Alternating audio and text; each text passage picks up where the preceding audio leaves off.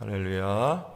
11월 한 달도 하나님의 은혜와 평강이 여러분의 삶의 가정에 또 자녀들 위해 가득하기를 주의 이름으로 축복합니다.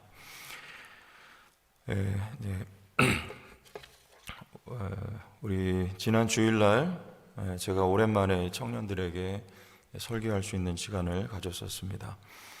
저는 청년들에게 이렇게 서면 특히 지난 주일은 그렇더라고요. 뭘 이렇게 또 1, 2부 설교 같은 설교 해야 되기 때문에도 그랬지만 이렇게 말씀을 깊이 있게 해설하고 이런 거보다도 그냥 제가 그래도 선배니까 우리 아이들 앞에 제가 만난 하나님 그리고 삶 속에서 역사하신 하나님을 좀 나누고 싶다, 이런 마음이 아주 강하게 들어서 그런 내용으로 말씀을 나누는데요.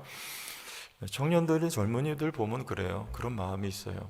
좌충우돌하고 또 실수도 많이 했던 그런 시간들을 바라보면서 그럼에도 불구하고 하나님이 은혜를 베풀어 주셔서 살아계신 하나님을 경험하면서 여기까지 인도하여 주신 하나님이 살아계시니까 여러분들도 낙심하지 말고 하나님만을 바라보고 신앙하는 사람들이 되라, 이런 내용을 꼭 나누고 싶은 마음이 저절로 들게 되더라고요. 여러분들, 만약에 내가 한 달 안에 혹은 더 가까운 시일 안에 우리 부모들이 세상을 떠난다, 그렇다면 여러분 자녀들에게 꼭 해주고 싶은 말씀이 있지 않을까요? 저 같으면 어떤 이런 이야기를 꼭 해주고 싶다, 그런 생각이 들어요. 여러분들도 다르지 아니라 생각됩니다. 오늘 사도 바울이 그랬어요. 이제 이 세상을 떠날 기약이 얼마 남지 않은 이 시점에 우리 디모데후서는 사도 바울의 말년에 쓴 서신이죠. 이때 영적으로 나온 디모데에게 바울이 꼭 해주고 싶은 얘기가 있었던 거예요. 지금은 특히 더 헤어져 있기 때문에. 그래서 오늘 내용이 바로 그 내용의 서두를 장식하고 있는 내용으로 어떤 내용인지 한번 우리 들여다보고, 참 정말 극진히 디모데를 사랑했던 바울의 절절한 마음을 느낄 수 있는 그런 말씀입니다. 먼저 우리 1절에 보면 하나님의 뜻으로 사도가 되었다고 말하고, 두 번째는 생명의 약속을 따라 그리스도 예수의 사도가 되었다. 사도직을 받았다는데 하나님의 뜻으로 된 것이며 또 생명의 약속대로 되었으니 디모데야, 너 역시 하나님의 뜻으로 말미암아 주의 종으로 부름을 받았고 너도 생명의 약속을 따라 지금 주 앞에 사명을 받았느니라. 이렇게 이어가면 되는 거예요. 지금 디모데에게 그런 관점으로 쓰고 있는데, 여기 생명의 약속대로라는 것은 조금 우리 신학적인 용어입니다. 구속사적인 관점을 말하는 거예요. 구속사적인 관점. 예를 들면 우리 창세기 5장에 족보가 나오죠. 4장에도 족보가 나오고 말미에서부터 이제 생명의 족보가 기록이 되는데, 여러분 그냥 족보는 지루하게 보라고 있는 게 아니라 이 생명의 관점을 가지고, 구속사적인 관점을 가지고 보시면 족보가 이해가 금방 돼요. 이 족보는 누군가를 설명하기 위해 앞서서 족보가 등장한다는 것을 여러분 아마 일전에도 공부를 해서 아실 거예요. 창세기 5장에는 아담에서부터 누구까지 기록해 내려갑니까? 노아까지죠. 노아를 얘기하고 싶어서 5장에 족보를 쓴 거고 6장부터 노아가 등장을 하는 거죠. 그런데 그 생명의 계보를 어떻게 이어갑니까? 마태복음에 보면 또 1장에 족보가 나오죠. 누구를 말하고 싶은 거냐? 예수 그리스도를 말하고 싶어서 족보를 쓰는 거죠. 그 창세기 5장에 있었던 그 계보는 마태복음 1장에서 이어가고 있는 거예요. 자, 요 라인, 요 생명의 계보의 관점에서 지금 하나님이 나를 불러 세우셨다, 이 이야기를 하고 있는 거예요. 우리 사도행전에 보면 우리 사도들이 복음을 전파하지 않습니까? 그 복음 전파로 말미암아 이 생명의 계보가 유대인에서부터 이방인에게 이렇게 쭉 흘러가는 역사를 사도행전에 그리고 있는 거예요. 지금 하나님의 뜻대로, 생명의 약속대로 나를 사도로 부르신 것은 이 계보를 나를 통해서 이어가게 하신 하나님의 은혜와 섭니다. 지금 그 얘기를 하고 있는데, 누구에게요? 디모데야, 네가 바로 그런 사람이다. 지금 그렇게 말씀을 하고 있는 거예요. 우리 하영주 목사님 지금도 그런 것 같은데 생전에 그 온누리 교회 표어가 뭔지 아시죠? 액츠 29, 그게 표어예요. 무슨 말입니까? 사도행전이 액츠죠. 액츠. 사도행전이 28장까지 있죠. 그래서 온누리 교회는 사도행전적 역사를 이어받아 우리 교회는 사도행전 29장을 기록하는 교회다. 아주 멋있어요. 그럴듯하죠. 그래서 지금도 아마 액츠 29가 그 교회 표어인 것 같아요. 그리고 우리 제천 성도교회도 요 라인에 서서 디모데에게 바울이 한 것처럼 우리가 이 생명의 계보를 이어가며 복음을 전파함으로 이것을 확산시키는 우리 12월 한 달로 쓰임받기를 주의 이름으로 축원합니다. 그런 자들에게 해주신 약속이 2절이에요. 사랑하는 아들 디모데에게 편지하노니 하나님 아버지와 그리스도 예수 우리 주께로부터 뭐가요? 은혜와 긍휼과 평강이 내게 있을지어다 그랬어요. 자, 이 계보에 서 있는 자들, 그리고 이 사명을 감당하는 자들에게 은혜와 긍휼과 평강이 있을지어다. 바울은 서신 서두마다 은혜와 평강을 기록하는데 특별히 여기는 긍휼이 들어가 있습니다. 목회 서신에만 들어가 있는 거예요. 자, 은혜는 어떤 거죠? 우리는 다 미달이에요. 미달. 여러분 직분 받고 사명 있죠? 내가 잘해서 그거 하나님 앞에 지금 이렇게 가고 있는 거 아닙니다. 우린 다 미달이에요. 저 최종천 목사님, 분당중학교의 목사님 그런 말씀하셨어요.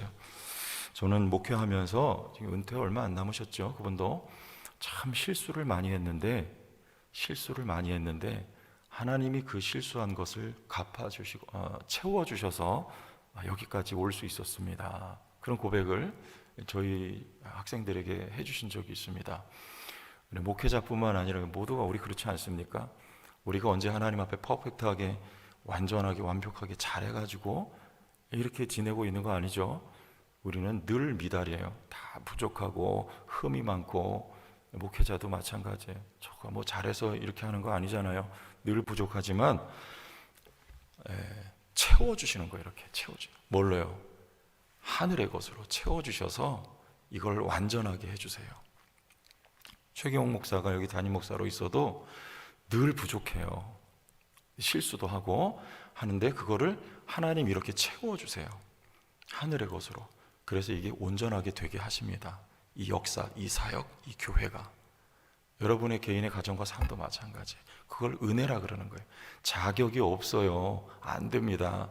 그런데 이 땅의 것뿐만 아니라 하늘의 것으로 채워주셔서 온전하게 되는 것, 이걸 바로 은혜라 그래요. 이 생명의 계보 위에 서 있는 자들은 하나님의 은혜가 항상 떠나지를 않습니다. 은혜와 또 긍휼과, 특별히 긍휼은 하나님의 자비와 사랑을 말해요. 헤세드를 말하는 건데요, 이건 하나님의 신실하신 사랑을 말해요. 여러분, 언제는 하나님의 사랑이 있는 것 같고 언제는 없는 것 같죠? 느껴지지 않을 뿐이에요. 우리가. 저도 전에도 한번 말씀드렸지만 하나님의 음성을 마음속으로 들었던 적이 여러 차례가 있어요. 힘들고 어려울 때마다 위로가 되었습니다. 사랑한다는 음성, 여러분 삶에 하나님 들려주세요. 그럴 때는 아주 뜨겁게 다가오죠. 그런데 그게 일생에 몇 번이 안 돼요. 그렇지 않을 때는 그냥 우리가 살아가는 거예요. 그런데 하나님은 신실하시답니다.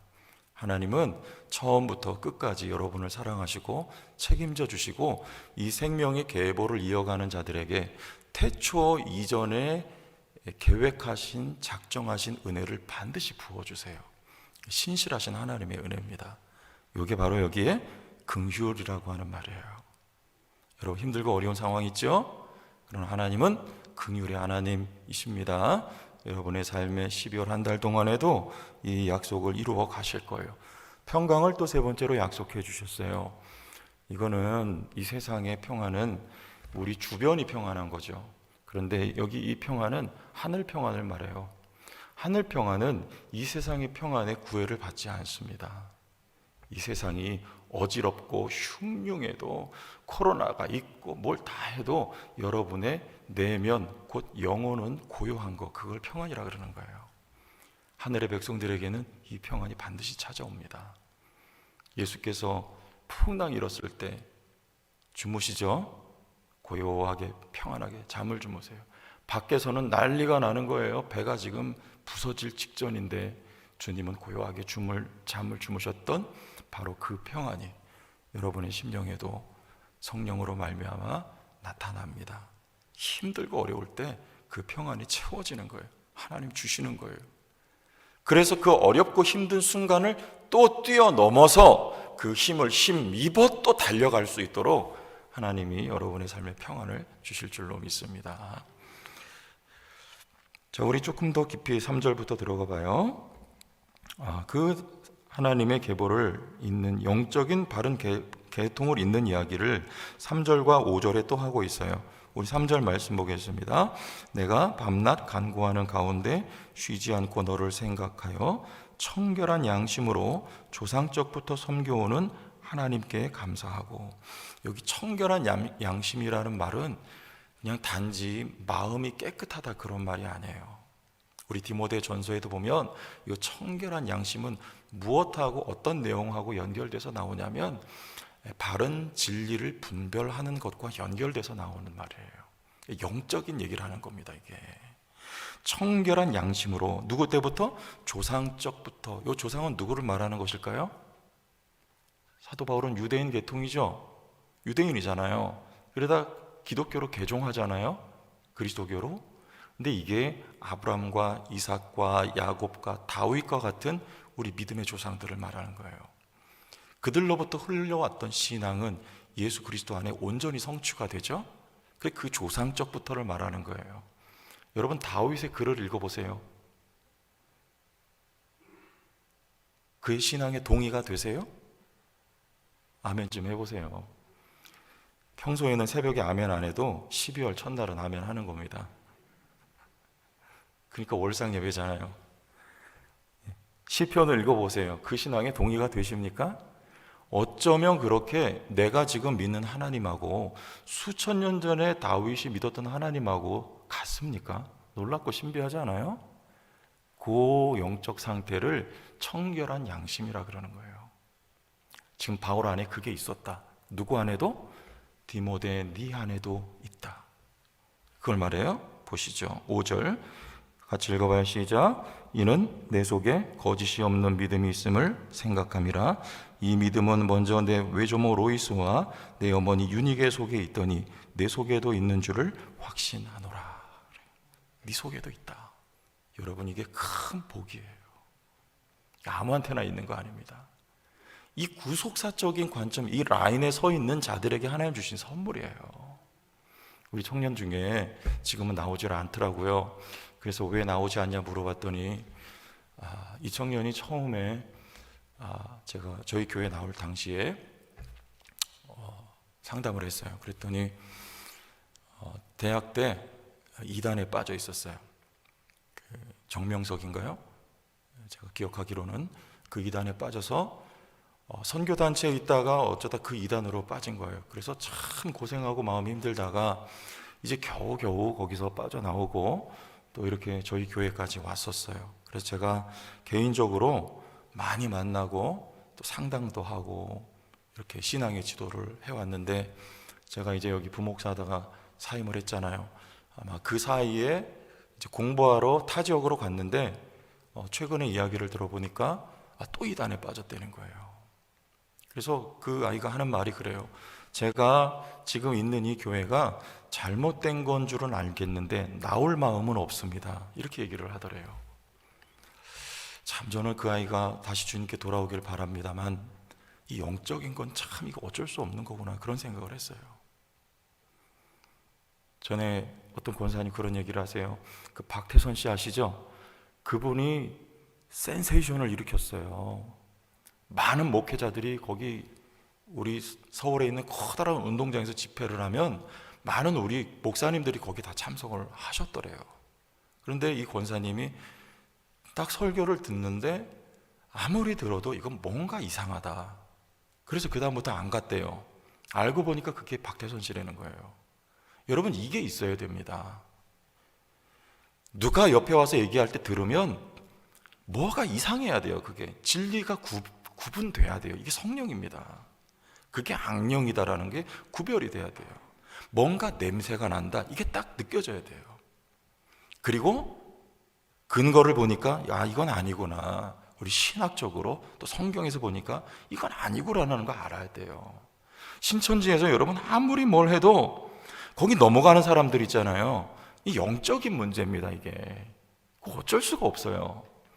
그런데 딱 들으면 이거 헛소리 하고 있구나, 이게 딱 와서 닿아야 돼요.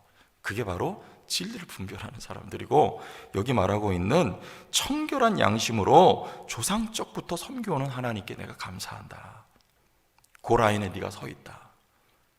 여러분, 우리가 이 계통에 서 있는 선택된 백성이라는 것을 감사할 수 있기를 바랍니다. 아무에게나 주어지는 게 아니에요. 하나님의 택한 자녀들에게 하나님께서 주시는 성령으로 말미암아 우리가 이 바른 믿음을 견지하고 나갈 수가 있는 복인 것입니다. 우리 성도교회가 이런 진리의 교회로 계속 세워져 갈 수 있기를 축복합니다. 자, 한 가지 더. 그들에게는 기쁨이 있습니다. 4절, 내 눈물을 생각하여 너 보기를 원함은 내 기쁨이 가득하게 하려 함이니. 그래요. 빨리 만나기를 원한다. 그래서 내 안에 있는 기쁨이 너에게도 가득하기를 원한다. 지금 디모데가 어떤 상황이라는 말입니까? 낙심하고 있어요. 그리고 맥이 풀려져 있어요. 왜요? 이 서신을 기록할 당시에 이 초대교회 상황을 우리 말하지 않아도 잘 알죠? 극심한 고난과 박해가 있었습니다. 그리고 사랑했던 스승은 이제 2차 감옥에 투옥이 되어서 이제 곧 오늘 내일 하고 있어요. 언제 끌려나가서 목배임 당할지 모르는 상황 속에 디모데는 맥이 풀려져 있는 상황에 나를 다시 만나 이제 내게로 와서 내 기쁨이 가득하게 하려 함이라. 그럼 바울 안에 있었던 기쁨은 어떤 기쁨일까요? 우리 4장에 가면 나와 있어요. 디모데후서 4장 10절 보겠습니다. 10절과 16절, 17절을 보시죠. 10절 먼저, 데마는 이 세상을 사랑하여 나를 버리고 데살로니가로 갔고, 그레스게는 갈라디아로, 디도는 달마디아로 갔고. 16절, 내가 처음 변명할 때에 나와 함께한 자가 하나도 없고 다 나를 버렸으나 그들에게 허물을 돌리지 않기를 원하노라. 자, 지금 바울이 기뻐할 수 있어요? 마치 예수님 같지 않습니까? 예수님 십자가에 또복또복 걸어가실 때 죽기까지 주님을 따르겠습니다 했던 그 제자들이 다 주님 버리고 떠납니다. 지금 바울이 그런 상황이에요. 이제 바울이 투옥되어서 죽음을 앞두고 있어요. 그런데 바울을 쫓았던 그 주변에 있던 모든 사람들이 다 이제는 세상을 사랑하여 바울을 배신하고 주변을 떠나는 거예요. 그런데 바울은 지금 기뻐 안 되는 거예요. 왜 그럴까요? 17절 같이 읽어봐요. 시작. 주께서 내 곁에 서서 나에게 힘을 주심은 나로 말미암아 선포된 말씀이 온전히 전파되어 모든 이방인이 듣게 하려 하심이니 내가 사자 입에서 건짐을 받았느니라. 그래요. 왜 기뻐요? 그럼에도 불구하고 주께서 내 곁에 서서 나를 붙드시고 계시기 때문에, 주님이 여러분의 삶에 지금도 계셔서 여러분을 붙들고 계신 것을 믿으시기를 바랍니다. 주님 때문에 기뻐하는 거예요. 주님 때문에. 주님이 나를 사랑하신다. 또 너를 사랑하시기 때문에. 나로 인하여 이 복음이 이방인에게 전파되어 모든 이방인이 듣고 구원을 받아. 하나님이 얼마나 이 땅의 택한 백성들을 사랑하시면 나를 사랑하시고 나로 말미암아 이방인이 구원받도록 하나님이 지금 나로 갇혀있게 하시고, 그리고 내 목숨을 순교의 제물로 주님이 거두어 가시려는구나. 하나님이 나와 이 땅의 택한 백성을 이처럼 사랑하시는구나. 함께 계시는 주님 때문에 바울은 기뻐할 수 있었던 것입니다. 디모데에게 말씀하는 거예요. 디모데야, 너 힘들지 어렵지? 주님이 내 곁에 서서 너를 붙들고 계시단다. 주님이 너의 기쁨이시란다. 이렇게 디모데에게 권면을 하고 있는 것입니다. 6절 그러므로 내가 나의 안수함으로 내 속에 있는 하나님의 은사를 다시 부릴 듯하게 하기 위하여 너로 생각하게 하노니. 네 속에 하나님의 은사가 있어. 성령이 계셔. 그게 지금은 잠시 사그라든 것 같은데 그게 다시 부릴 듯하게 할 거야. 구약계 성전에 불관리 잘해야 돼요. 불관리 어떻게 해야 돼요? 꺼트리면 안 돼요. 그리고 다른 불 들이면 안 돼요. 다른 불 들이다가 아론의 아들들이 죽었잖아요. 그 불은 꺼트리면 안 됩니다. 근데 여러분 안에 있는 불은 꺼지지 않는 불, 성령의 불이에요. 우리 성도교회 안에 있는 불은 꺼지지 않는 성령의 불입니다. 다시 부릴 듯하게 하기 위하여 다시 부릴 듯 일어날 수 있습니다. 꺼지지 않는 불이기 때문에 그래요. 그 불은 어떤 능력과 효과를 우리에게 주는가. 마지막으로 7절 하나님이 우리에게 주신 것은 두려워하는 마음. 이건 영을 말하는 거예요. 우리 마음이 아니라 성령을 말하는 것입니다. 성령은 꺼지지 않는 불이에요. 그 성령은 우리에게 늘 능력을 주시는 거예요. 다시 솟행케 되는 거예요. 두려워하는 마음이 아니요 오직 다 같이 시작 능력과 사랑과 절제하는 마음이다. 그 능력은 어떤 마음이에요? 8절에 그러므로 너는 내가 우리 주를 증언함과 또는 주를 위하여 갇힌 자 된 나를 부끄러워하지 말고 오직 하나님의 능력을 따라 뭐하라? 복음과 함께 고난을 넉넉히 받고 견딜 수 있는 능력이란 말이에요. 이게 참 성경의 능력입니다. 복음을 위하여 고난받을 수 있는 능력. 여러분 지금 삶의 현실에 그 고난을 넉넉히 견디고 극복하고 뛰어넘을 수 있는 능력이 바로 이 능력인 것을 믿으세요. 사랑이 전제가 되어 할 수 있는 거예요. 영원 사랑하는 마음은 성령으로부터 오는 것입니다. 나를 사랑하여 주셔서 나를 세워주신 하나님, 내 곁에 서서 나를 붙들어 주신 하나님의 성령이 내 안에 동일한 사랑을 주셔서 영혼들을 위해서 희생할 수 있도록 사랑의 마음으로 붙들어 주시며, 한 가지 더 절제하는 마음. 바울이 벨릭스 총독 앞에서 설교할 때 의와 절제와 심판을 설교했어요. 여기 절제는 극기를 말하는 게 아닙니다. 내 의지를 통해서 극기 해내는 절제, 이게 아니에요. 성령은 절제하게 합니다. 절제하게 되어 있어요. 세상을 사랑하는 것들을 다 끊어지게 되어 있고 주님만 사랑할 수 있는 절제의 사람으로 성령께서 만들어 주십니다. 세상 바라보지 않고 주님만 사랑할 수 있는, 주님을 향하여 나를 드릴 수 있는, 나를 어거하여 주님 앞에 자원하여 드릴 수 있는 절제, 이것이 바로 성령의 주시는 능력이요 올바른 영적인 마음이란 말이죠. 여러분 12월 한 달도 이 은혜가 여러분 우리 교회에 그대로 부어지기를 주의 이름으로 축원합니다. 바울에게 부어졌던 은혜, 디모데에게 이어졌던 은혜가 오늘 제천 성도교회 위에 그대로 이 영적인 계보로 이어져서 하나님의 능력에 붙들린 교회요 여러분 개인의 삶이 되시기를 다시 한번 예수님의 이름으로 축복합니다. 하나님 아버지, 이렇게 복받은 하나님 선택한 백성으로 불러주셨사오니 감사를 드립니다. 영원토록 떠나지 아니하시고 내 곁에 서서 나를 붙드시며 하나님의 뜻을 받들어 하나님의 원함을 이루어 드리도록 우리를 사용하여 주신다니, 또 뿐만 아니라 이 땅에 살아가는 동안에 우리의 피로도 그 일 잘하라고 주님이 하늘문을 여시고 채워주신다니 감사하옵고, 주어진 한 달도 믿음으로 승리하게 우리 모두를 사랑하여 주옵소서.